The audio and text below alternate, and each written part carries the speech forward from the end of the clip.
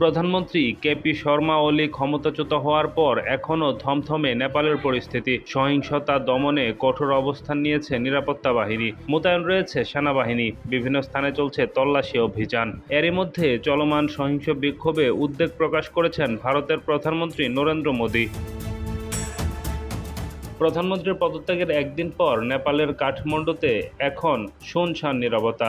রাজধানীর রাস্তায় এখনও ধ্বংসস্তূপ, পুড়ে যাওয়া যানবাহনের ধোঁয়া। বুধবার সকাল থেকেই টহল শুরু করে সেনাবাহিনী সদস্যরা।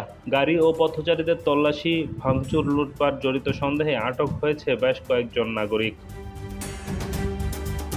জাতির উদ্দেশ্যে দেয়া ভাষণে দেশটির সেনাপ্রধান জেনারেল আশুক রাজ সিকদেল বিক্ষোভকারীদের আন্দোলন বন্ধ করে চলমান সংকটের সমাধান খুঁজে বের করতে আহ্বান জানান।